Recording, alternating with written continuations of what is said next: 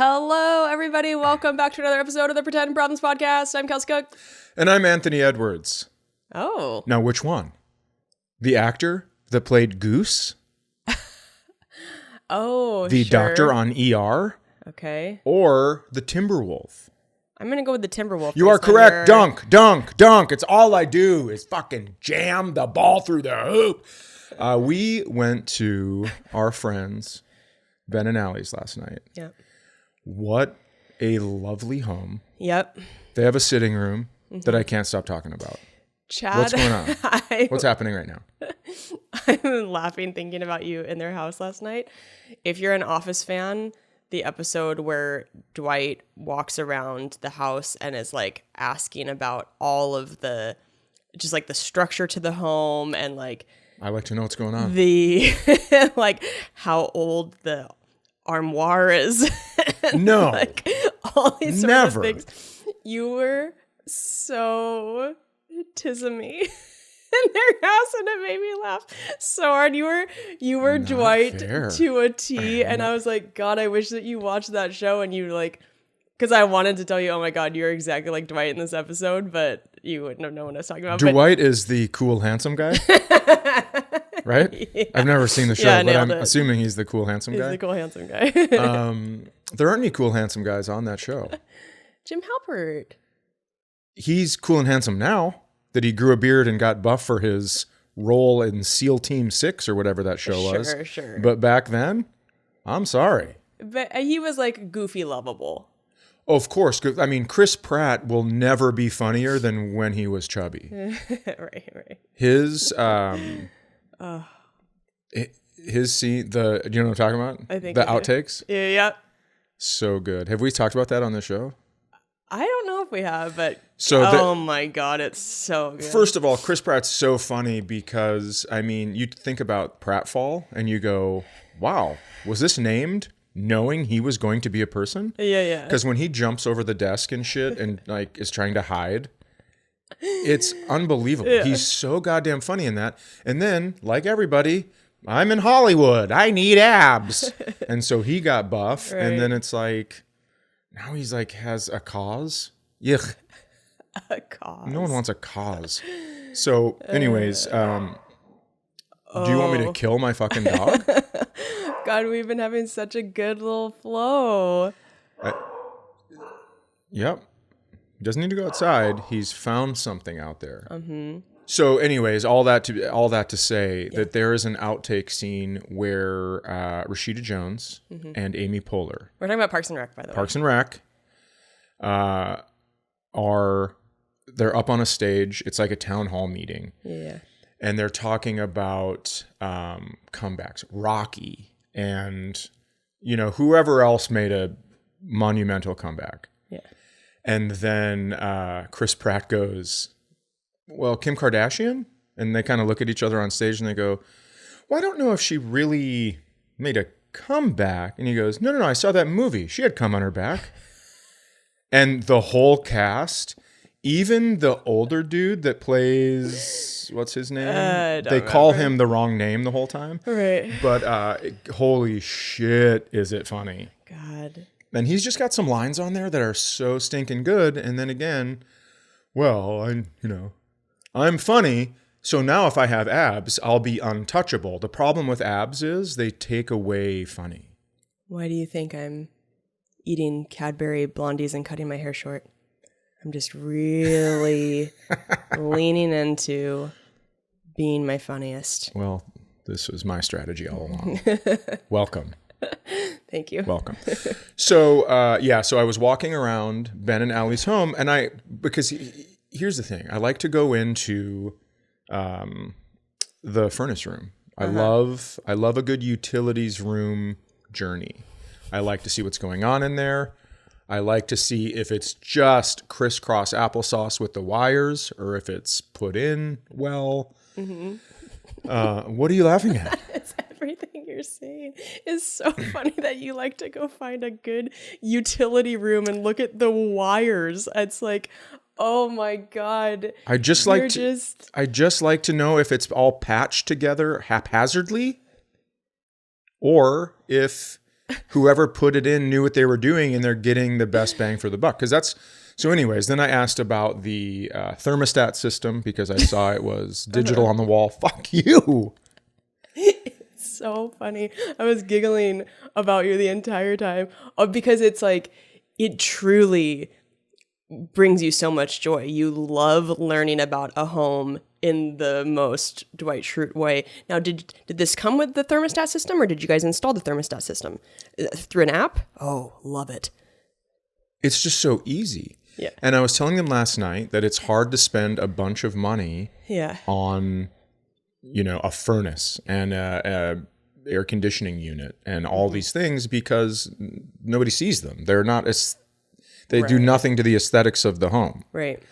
And so, but I love knowing someone's furnace isn't going to go out when it's 15 below zero. Yeah. Because that is an absurd amount of problems. You're the world's dad. Okay. What else are we going to talk about? Are we going to talk about... So we went there to watch the championship. Yes. Of the NCAA tournament. Mm-hmm. And this year, the 2 A's stood for, I fucked up. This guy, it was the worst end to a game that I have seen in so long. They had 20, I'm gonna guess, I can't remember, 22 seconds? Yeah. Quite a bit of time. To get anything. Yeah. Why not move everybody over to one side and let somebody go one-on-one? Sure. But on the replay of the final, I can't even get myself to say play. The replay of the final fuck up. The movement. There's a guy with a ball, and you can see 3 guys right around him. And I don't know a ton about playing basketball, but I do know create space. Yeah. Get somewhere where the ball isn't because passing is legal. Yes. And it was fucking gross. And then this guy goes up to shoot the ball, could have got blocked, so he had to drop the ball on the ground. And then you can't touch it, or it's a double dribble or traveling or something. Dribble, yep. And so he's boxing out, and then no one knows what the fuck's going on. Then the next thing you know, it's zeros. I know. What a dumb way to end a game. I know. I'm not a college basketball coach, but I feel like in that situation, shouldn't you just drive it to the hoop, because there's such a high chance that you're going to get fouled and you're going to go to the free throw line? Yeah. I just think that's a smart play. I don't know if they were trying to set it up for the win. I have no idea. I do know this. You are looking at 5 collegiate starters that have made it to the finals. Mm-hmm. Put your clipboard down and just go, hey, go be athletes. Put the ball in the hoop. Yeah. However you need to. Right. I know how much you guys love pussy. Get it in the hole. Go get all of it. We went different directions. But guess what? I hope that the women at the University of Houston have sewn their knees together. Now, it's in Houston, so I know a lot. I know some of them had to. State law. I understand that. But I hope that some of them did it by choice. Can I tell you what else I know about basketball? Yeah. That in Milwaukee, which is where I was performing this past weekend, there's a man who goes to Lifetime Fitness, and I don't know if he does this every day. I don't know if he tries to hustle the way that I do in foosball, but he was, I want to say, 60s, kind of young, vibrant, clothing kind of all over the place. Front gold tooth, and challenged me and my friend Ben, who was opening for me, to pig, and I beat him. Nice work. Thank you. This feels like a very white men can't jump situation, where he comes in stretching, everybody's like, we'll give you Opie, and then next thing you know, dunk. Yeah. His form was interesting. It was less of a shoot and more of an overhead pass when he would shoot the ball. It was like back behind his head and would launch it. But you could tell he's been practicing that for decades. Since his dad left. Millennia. Since his dad left and didn't teach him how to shoot. Yeah. And he just was, I mean, he was hitting a lot of threes with that goofy form. But anyway, it was an adventure. And I'm glad we did it. I told Ben, good. I was like, it's so different when you have a friend on the road with you who's a guy versus if you're there by yourself. If that guy with a gold tooth approaches me and is like, want to play pig? I'm like, okay, I'm in my car. Like, no chance I'm doing this. But Ben's there. And Ben was like, all right, man. You like, okay. And I'm like, all right, well. Because when a man in his 60s with a front gold tooth and clothes all over the place, as you put it, Yeah. says, do you want to play pig? You don't know if he's talking about the basketball game or this is going to end up with you over a burn barrel squealing. Yeah. Yeah. He was... You got to stay out of the gym. You ain't got no bacon. He was a little... Also, I'm in Wisconsin. I'm already, thinking about Stephen Avery. I'm already thinking about making a murder. I'm just like, Wisconsin is a different vibe. And Wisconsin's lovely, but you just don't go into people's homes. you don't go into people's homes. Yeah. Yeah. I remember it took me, I have great friends, Eric's, and there's an S on the end of it because he's a giant man of Latvian descent. So they had to name him twice, Eric's. Good and Lord. then Sue. And I remember the first time they were like, you guys want to come over? And I was like, I'm not falling for this shit. No way. It took me a long time to agree to go into people's homes in Wisconsin. Wow. Yeah. And I get it. Have you watched Making a Murderer? Oh, yeah. Yeah. I mean, it's a little old by now, but that shit stuck with me. It's terrifying. Do you think he did it? Yeah. No, I don't. Really? It's been so long. Maybe I would have a different opinion now, but anyway. So that was fun. People who came out to the Milwaukee shows, thank you so much. My God.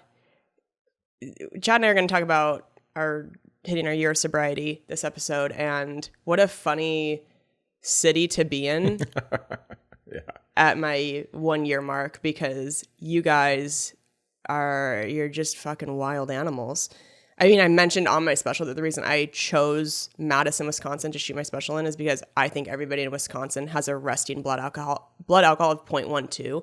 Like, everybody there just stays at this place. And I've been saying on stage that I don't drink anymore and asking people, like, what is your go-to hangover remedy? And it was like just a chorus of alcoholics in Milwaukee that were like, you just don't stop drinking. Like, everybody there swears by you just maintain a buzz until you're dead at 54. And yeah, I mean, when I used to work at Milwaukee, there was a place called Comedy Cafe there, and it was owned by pretend gangsters. And although the owner of the club was was the person that looks over the finances. Why can't I think of this word? It doesn't matter. Yeah, whatever. Treasurer of a national biker gang. Oh my God. Because one time they have treasurers? Yeah. One time I missed radio because I got drunk. Because it was the 100th year of Harley Davidson celebration. And it was like, well, what am I supposed to do? And here was the kiss of death. Okay. We're playing Shut the Box, which is a fun dice game. The whole staff is after the thing. And I go, all right, we better start doing shots. And then the manager looked at me and goes, I was told specifically not to let you do shots. You cannot miss radio tomorrow. And I go, oh my God, kiss of death. I've never missed radio in my life. Cut to about 9:30. I am just sleeping on a pile of dirt downtown Milwaukee. I ended up, the bikers were all over the place. So, by the way, you were outside? Here's what's crazy. I won't go into someone's home, but I'm happy to sleep outside in the open in Milwaukee. So we were like riding on the back of these motorcycles, all this stuff. It was a blast. And then I just was like downtown and I go, I'm tired. Just lay down. And I slept. And this is back when I could sleep, but I was also alcohol aided. And I woke up to a zillion messages on my phone. And I went, oh no. My jaw is to the floor right now. Yeah. I mean, Milwaukee was a place where you would go. World? How old were you? Oh, I'm young. Okay. But I would 45. I'd meet that's young, vibrant. I would meet my friend, I'd always work with my friend Kevin, who lives in Atlanta now, and then Fritz. Okay. And we would get there and it would immediately start drinking Spotted Cow beer. Okay. And just, that was our weekend to go. And I remember I was featuring for somebody, last name Brennan, and first name Kevin.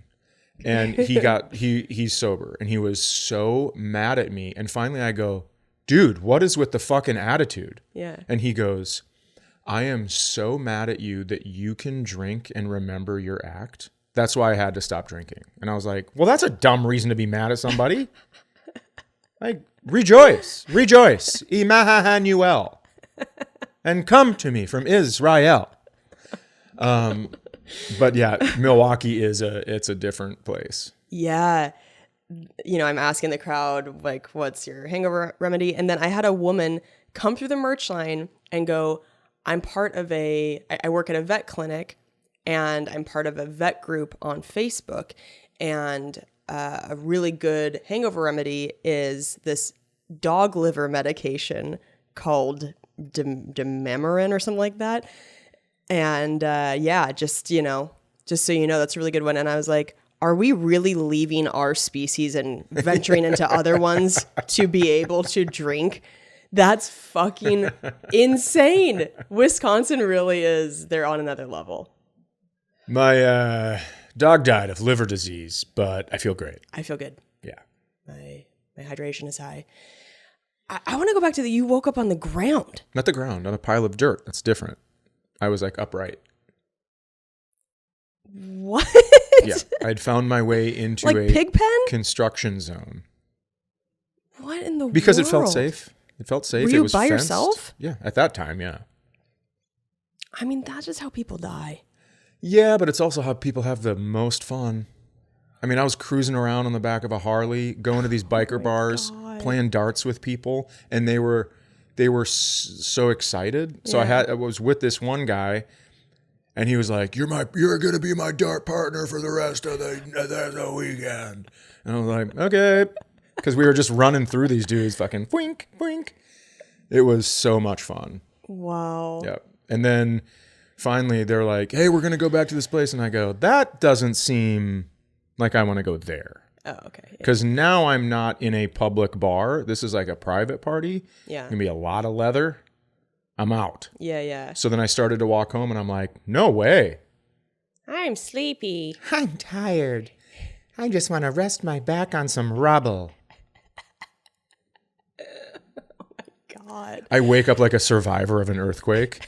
Just look behind me, the building's demolished. I'm just like, oh, fuck. And then I check my phone and they were, oh man, they were mad. So anyways, this is how I knew this guy was legit gangster guy. Yeah. Is the condo was kitty corner from the club. Yeah. And I saw him outside and I had been fired already. The manager had come over and been like, dude, we love you. Because it was a 3 times a year place where they'd let me headline. Yeah. But they were like, we love you, but this is like, you fucked up on a level that's undeniable.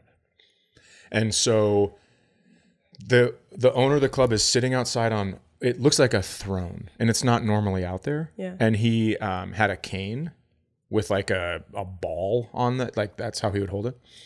And there were 2 giant men in biker stuff, like patched up outside of him. I've told this story before, maybe on my other podcast, but so I go over to apologize because I do respect this guy. Yeah. Even though I say like fake gangster, he was, it was like half kidding, half to put fear in you, whatever. Right. And so I walk over there and I go, hey, just to let you know, I know I fucked up. It certainly wasn't a on purpose, disrespectful thing. It's just last night got away from me. Kiss of death. I said I wouldn't miss radio. Yeah. Right. And then he like a tear came down under his sunglasses and he was like, you know how much we love you here. Oh. And I was like, okay. And he goes, but there are consequences. And then one of the guys standing there started to walk towards me. Oh my God. And I turned my head to like give him my temple. Cause I'm like, well, what am I going to do? Right. What? I was just thinking, what am I hearing right now? I was just thinking this guy's going to knock me unconscious. And then I'll like come to, drive home, whatever it is. Cause I also was super hungover. So I'm like, please make this stop anyways, kind of a thing. So I just kind of turned my head a little bit. And then all of a sudden, 2 big clicks of his cane on the ground. And the guy went backwards and went back to where he was standing. And I'm like, oh, this is like fairly legit. For all the shit I've talked about this being a fake gangster place, like 2 clicks of a cane and then a human being puts it in reverse. That's pretty crazy. I feel like I'm watching an episode of Breaking Bad right now. It was the world? It was wild, but it was also, I mean, like I said, a great place to go. I was friends with all those guys for so long. They still come out to the improv. Okay. Oh my God. Yeah, insane. I have more questions for you about this, but I'll ask off air. Okay. Or maybe Patreon, because we are recording a Patreon after this. Oh, that's right. Fuck. Just kidding. We love Patreon. We love Patreon. We really do. My year of sobriety was yesterday and yours is tomorrow. Correct. We're 2 days apart. What do you feel like has been the biggest like revelation or lesson or anything you've learned in the past year of not drinking?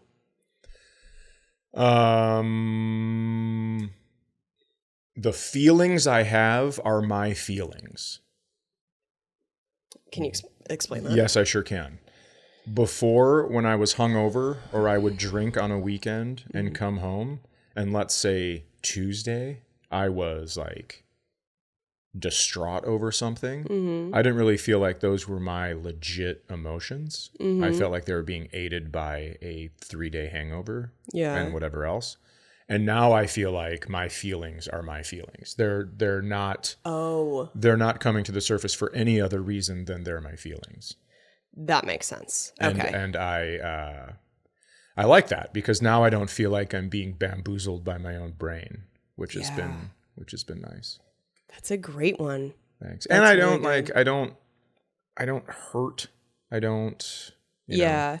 So it has been good. I've some friends that think today is my year, and I've tried to correct them, and they refuse to listen. So I've gotten text messages on the chain from them. That's nice. And they were like, "Hey, man, so what's the plan? Another year?" And I go, "I don't know. Yeah. If I drink, I drink, but I just went on a golf trip with my buddies. Didn't drink. I mean, I had like fake beer, and also, this is kind of funny.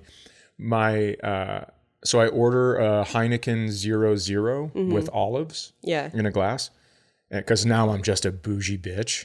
With olives in a beer? I've never heard of that. Oh, yeah. It's so good. Yeah. And so then my buddy goes, she's pouring it in, and he goes, "Hey, make sure that's a 0.0." And I go, "Shut your mouth. If the bartender makes a mistake, that's not on me." I just try it, catch a little bit of a buzz halfway through, realize there's been a mistake, and then I give the glass back, you fucking narc. God, what a nerd. And then it was 0.0 anyways. But yeah, it's just like, I don't know. I mean, I feel better. Oh, so anyways, I said, I can't imagine giving myself a hangover on purpose. Yeah. Yep. Those are really good ones. Yeah. How about you?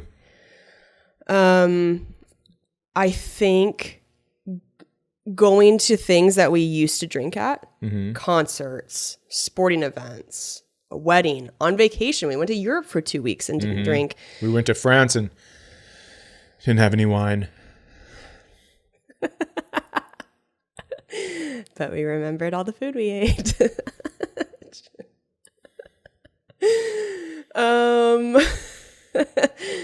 You okay? You know where they invented wine?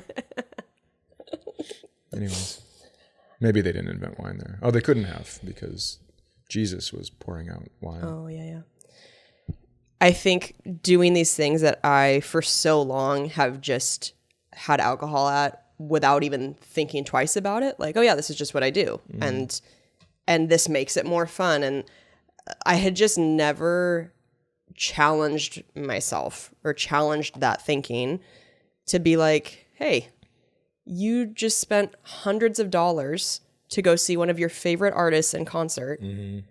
This is the super fun thing. Like this on its own is amazing. What do you think alcohol is going to do? Because I have fun memories of going to concerts and drinking, but there's always a tipping point. It's like there's that moment where it's like, oh my gosh, the music feels just like a little extra loud and you're having like a little extra fun. And then there's that tipping point where it's like, now it's like you just feel a little hazier. The next morning you're like, oh, I wish that I could have felt totally present for that whole thing. And then you feel like shit the next day. Yeah. So it's like if you look at the event as a whole, like, yeah, maybe you had a moment or two where you're like, oh, wow, this is extra, whatever. Mm-hmm.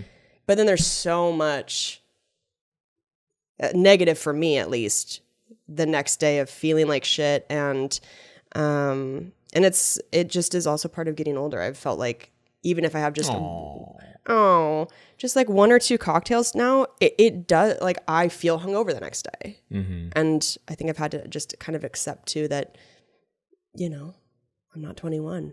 Sure. And that's okay. I had a lot of fun when I was 21. Yeah. And now I'm older and it's like alcohol hits you differently. Not in Milwaukee, apparently. Everybody is completely unfazed and fine. But yeah, I think it's been good for me to go, oh yeah, this stuff is so fun, period. Like I don't need alcohol to make it more fun. If you're watching on YouTube, and we're past the 22-minute mark, so I know you're not. I've seen the analytics. But I have a Paris oh my gosh, mug, yeah. And this was not planned, but I have a Starbucks mug from Paris to let you know how fucking awesome not drinking is. Now I collect mugs. That'd be really fun if that was full of wine. And this is how you were celebrating your year of sobriety. Yeah, I posted an Instagram story about it yesterday and ended it with that I am just going to keep it going because I'm same as you. It's not like we don't have a problem. We're not alcoholics. Right. But it's like my life the past year has kind of spoken for itself. Like I feel so good right now, mentally and physically. And if I had been drinking this past year, maybe I would feel the same right now, but I don't know. It's like tough to say. You want to get to this middle segment? Yeah, I do. Grab my laptop. Okay. So like I mentioned, I said to you guys, hey, if you want us to switch up the middle segment sometimes, let us know. And we had somebody write in with a bunch of really thoughtful, funny questions. Oh. For us to answer. While you're looking those up, I'm just going to remind you that we're going to be in Huntington, New York tomorrow, April 10th. We're going to be in Montclair, New Jersey, April 11th. And we are going to be in Philadelphia at Parks Casino on April 12th. I know that not all of you live in those places, but for the love of Christ Almighty, if you, pourer of wine, Christ Almighty, if you know people there, send them our way. Because I'm going to tell you something. The people that are coming, it is going to be so fun. Because here's the thing. The difference between comedy clubs and theaters is people they're like out shopping at a mall and they go, hey, comedy, let's do this. Versus no one ever goes to get pizza and is walking by a theater and goes, well, let's check this out. Right. Now, maybe it's because those shows are sold out, but send your friends because Send your friends, come out. the people that are coming, they are for sure going to be there for the show, and it's going to be fun. It's going to be what we promised. But let's just get some more people. Yep. So please come out. You can get tickets at kelseycook.com or chaddaniels.com for those shows. Okay, so this middle segment, the email is titled Questions for Your Podcast. They say, I'm a huge fan of both of you and appreciate the opportunity to be a part of your podcast. I'm going to ramble off several questions, hoping you answer some or all of them over a few episodes, not trying to take over the interactive part of the show, but if you don't get enough good ones, I'll try to help out. This is from Troy. Troy, thank you so much. This email, I opened it, I was like, oh my God, I love this. This is just, it's so great. So thank you for taking the time. People helping people. People helping people. Okay, this is the first one. If you each had one joke/story from an earlier comedy special that you would love to milk to death, like Bert's Machine Story, what one would you use? Well, I mean, the one I milk to death is Drive Safe, Don't Rape, which is a story about having a younger daughter, older son, and the differences in how I think it's unfair for women when girls go to parties. Parents have to say, cover your drink, keep your cap on your water, don't, whatever. And with my son, I just would say Drive Safe, Don't Rape. It's a long story, but it's on Dad Channels if you haven't seen it. And I think it's worth a listen. Yeah. So that's one you would like to keep telling. Well, I mean, I cannot tell an old joke in a current hour. I fucking hate it, and it makes me shrivel. Right. Really, truly. But I still sell merch that says that, and that joke is 6 years old. Oh, okay, yeah. So, I am definitely milking it. That's so fun.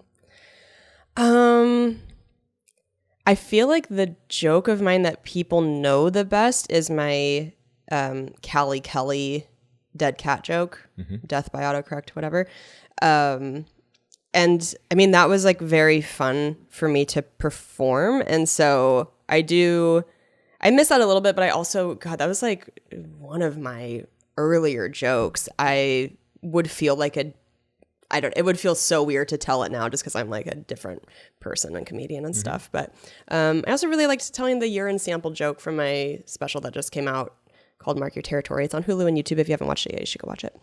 But I had a really fun time telling that joke. So I would like to milk that one if I could. But and then we're just going to do one more and then we'll get into questions. Okay. Number 2, who are your friends in comedy that you hang out with when you have the time, call for advice, have real friendships with? And then in parentheses, they say, is the comedy community as close as we, the fans, want it to be? I want Chad to call up Burr and Titus and invite them to a wild game.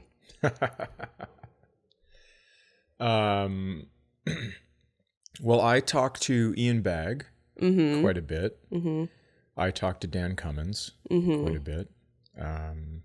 And just so many other people. I mean, Siamas and David Huntsberger. Right. Chris Fairbanks and I invited each other to our birthdays. And there are so many, and then locally as well. But I just like, I don't necessarily, it's not like advice stuff. Like I just talked to Randy Sklar on Saturday forever on the phone talking about how deals should be structured and like this kind of stuff. So it's basically just everybody going like, hey man, have you heard about this new thing that people are trying? Right. And so that kind of stuff is very fun, especially like Ian Bagg and the Sklars. I watched them before I started stand-up and loved them. So to the fact that I'm having a conversation and, Ian and I end it with a, hey man, love you. Yeah. It's fucking crazy to me. Yeah. So, those are probably the people. Yeah. I would say. I think we are friends with so many comics that the list is too long, but like close, obviously Taylor Tomlinson, one of my best friends, been one of my best friends for years now. Same with Delaney Fisher, who is not in the stand-up world anymore, but obviously if any of you came over from listening to Self-Helpless, you know that the three of us started that podcast together. Wrote a book. She just wrote a book. Yep, check it out. A mocktail book. She also stopped drinking, and it's in Barnes and Nobles and Targets. I'm so proud of her. But that's been such a special thing to have like real friendships with these women who we like started working together. And it just seems like so often it's almost like living with a friend, right? Like sometimes you have friends and then you become roommates and you're like, oh, fuck, this was like not, I think that can happen with working together a lot too. Sorry, Mickey Rohde. Apologies. Glad we're still friends now. And we just got so lucky that we were able to work together and then stop working together. Like we stopped doing the podcast together. Delaney still does Self-Helpless on her own, and that we're all still best friends. It's like such a blessing. So, and then yes, Dan Cummins and Lindsay Cummins we're close with. Mm-hmm. And then we also like our openers on the road are friends too. Like Chad mentioned, we were just with Ben Katzner and his wife Allie. Tommy Brennan opened for me on the road for like 3 years. Ali Sultan is opening for us on this week of shows run. Cannot wait to see him. Yes, it's going to be great. So that's kind of, I don't know. There's just like so many. And I feel like we're fortunate that even though we're in Minnesota, we have like known other comics for so long that it's like a wide network. I also think if you called Bill Burr for advice, he'd be like, Jesus Christ. Yeah. God, I wish we could see his Broadway show so badly. I know. Ooh. Okay. We're going to get into emails now. As always, pretendproblemspodcast@gmail.com. If you haven't written in yet and you're thinking about it, do it. Yeah. Because like they make the whole last part of our show. Yeah. We don't have the last part of the show without you guys writing in. And I just love your emails so much. So, okay. This is titled Trouble Committing and Being Myself. They say, hey, Chad and Kelsey, I'm having a lot of trouble committing to the woman of my dreams. We're in our 30s and dated in high school and our college, sorry, the wording about this is weird. Dated in high school and our college age, grew apart and rediscovered each other around 30 years old. Her family is loving, successful, and wonderful, but I don't feel confident enough to attend too many family events, though my girlfriend wishes I would, and more importantly, show her I'm committed to her and her family. How can I shed my insecurity and become the person I know I can be for her and her family, and also myself? Thanks. I love this email. Thank you for writing in and just being so vulnerable. Yeah. So first of all, just by writing this email, it means you want to do it, right? So now we know. Right. Yep. It's like they talk about in AA, they go, the first step in recovery is admitting you have a problem. Okay. So now you know you want to do this. Right. You want to show her that you are there for her and all that stuff. So how are you going to do that? Well, maybe you're not confident to be yourself in front of her family. So you need to go, in my opinion, to other places and be yourself, start conversations. Be confident, learn that confidence within those conversations. And then when you feel like you've built it up a little bit, like it's like going to the gym, right? You can't wish your biceps were bigger. You just have to go and you have to fucking lift weights, which sucks. But if that's what you want, then that's what you have to do. So in order to be stronger and more confident, I just think you're going to have to go, and people aren't going to come to you. You're going to have to go start conversations. And that might be the same at the family thing. You might have to go up to an uncle and be like, hi, I'm, what name? Did you get a name? They don't want us to say it. Hi, I'm so-and-so. I'm dating this lady. I'm dating your niece. How are you? Where did you come in? Whatever it is, you're going to have to practice those skills. And then once you feel confident, especially with strangers, like I'm talking even at a gas station, I know it's dumb. And some people are going to say, fuck you. They don't want to talk to you, but that's also part of it. Right. So that's what I would do. Yeah. You can also ask things like, was this thermostat system here when you moved in, or did you install it? How old is the furnace? Are you guys having any problems with drywall? That's a good way. Or you could go to a martial arts studio and learn, fuck yeah! Does someone have a joke about that? That's the Scottish martial arts? Fuck yeah! I don't know. That's funny, though. I think they do. It might even be Mike Myers. That seems like something he'd say. It does, yeah. I wonder if that's from So I Married an Axe Murderer. It seems so familiar. I don't know. Yeah, I think that's great advice. Kind of getting your reps in before you're in the position with her family where maybe that feels more high stakes to you. It sounds like it does.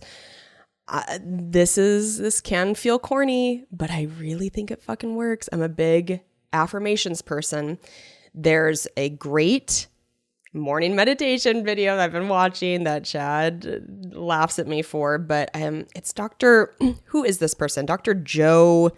I think if you just YouTube Dr. Joe morning meditation, it will come up. I don't remember what this person's last name is, but even if you were to just on your own write out like 2-3 sentences of things that you are trying to become, like, I am confident and self-assured.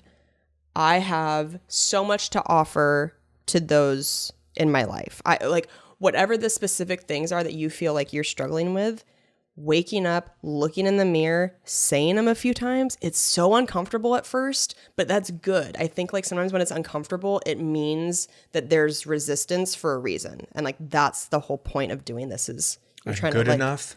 I'm smart enough. And gosh darn it, people like me. Yes. That's from Saturday Night Live. And that was a full mockery of this system. But it I just works. want to be clear. I believe you. It worked for me. I really, Stuart Smalley, maybe? I don't know. It has worked for me, and I know it's worked for other people, but it really helped me change my relationship with myself and like how I spoke to myself internally. I used to talk to myself like the meanest college basketball coach you've ever heard. What? You say the meanest, but I don't think that you have been to the meanest. I think you'd be surprised how I used to, the things I used to say to myself. And like, man, I was really hard on myself all the time. And it doesn't make you feel good and doesn't like produce a better life, I don't think. And so affirmations worked for me. Maybe it's not for everybody, but that's my advice. Yeah, there's a quote. If poor self-talk worked, it would have worked by now. Yeah. And it doesn't.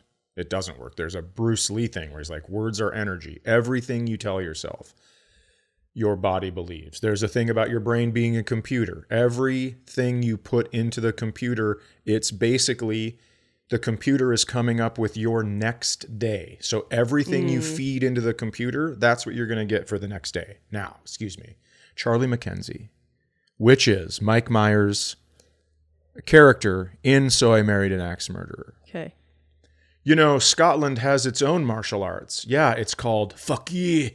It's mostly just headbutting and then kicking people when they're on the ground.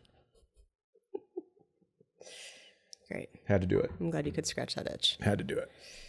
Yeah. And I'm kind of curious when you're saying that like you're having trouble committing to the woman of your dreams, if that is outside of this feeling of like not knowing how to be yourself around her family, or if this is all encompassing, if this is just an overall confidence issue. I don't know. But yeah, to me, it felt like it was just a confidence of going and supporting. Oh, okay. Got it. Well, we're thinking of you. Write back in if you want. If you want to like try these things, if either of them sounded helpful. If neither of them did, we're sorry. We're just doing our best. Just telling you what we think we'd do. That was it. Mm-hmm. Let us know who's right.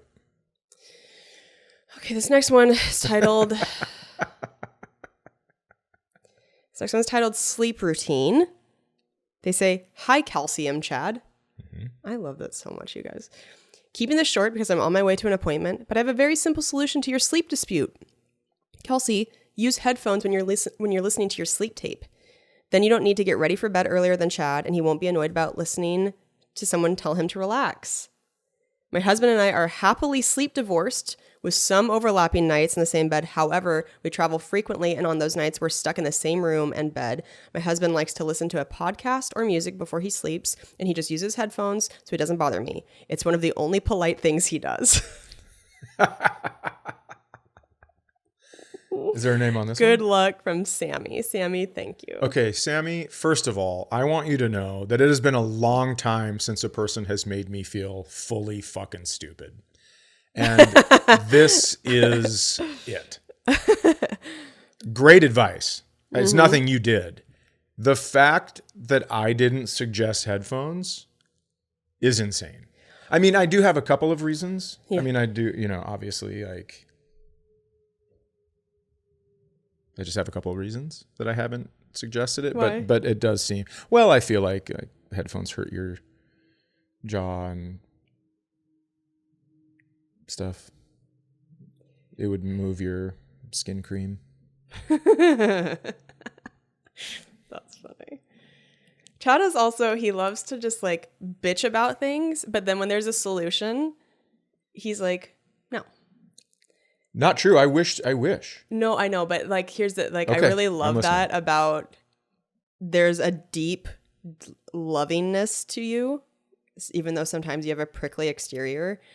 You refuse to get sleep divorced because you're like, no, I want us to be together in bed.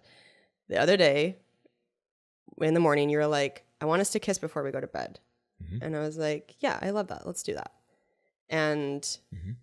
the whole headphones thing too, I feel like sometimes that would maybe make it too separate. Like I'm in another world and you're in another world. And I don't think that's it. oh, okay. For me. Okay. I just think,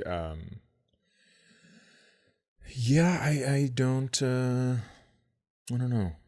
Yeah. Well, I just want you to know I love your Prickly inner exterior? No, Oh. your inner warm heart that wants to be together. Well, that's nice. But I probably you am. need to get your shit I together. probably embarrassed you. Sorry. My flame is being slowly blown out. Oh, hush. I think, to be fair, well, you're saying you did think of it and you felt like it was going to interfere with things. It's No. I did not think of it. oh, okay. That's what I'm saying. It's a sleep machine. It's like it's an alarm clock, and so it's this like separate thing. And so I just didn't think about that. Maybe headphones would work with it, but it's bet like it through has the app. Bluetooth. So I bet it's it has yeah. Bluetooth. Okay, yeah. So thank you. That's great. We can definitely do that. I'll just start keeping headphones by my bed. But now we've gone into a new problem is I'll be sleeping by the time you're done, and then you're going to want to touch me, and then that's going to wake me up, and then we got a whole other batch of problems. I have been learning to just let you be. All my instincts, I'm like a Pokemon. I'm just like, I just want to Oh, I know. The other night, we're tired. We're lying there, and it's like when I'm just about to fall asleep, because then you'd rub my thumb, and I would wake up. I'd be like, what's happening? Oh, I'm sorry. And then, no, it's okay. I'm just telling you. And then you go, I have to pee one more time. And you went to pee, and then I was like falling asleep. And as soon as you get into bed, grab my arm, and I'm like, what's happening? I didn't know you were asleep so fast. So then after you grab my arm, that's a different kind of alert. That's like you need to wake up because something's happening. And so now I'm up for a while. And then yesterday you're like, how'd you sleep? And yesterday was a grumpy morning for me. Yeah. I did not sleep great. You said that I acted like I had ants in my pants. Ants in your pants. A lot of twisting, a lot of turning. Now, here's the thing. When you twist and turn normally, I don't hear it. I don't feel it because you're so light. I can't even fucking imagine Are what you saying I'm getting fat? I'm kidding.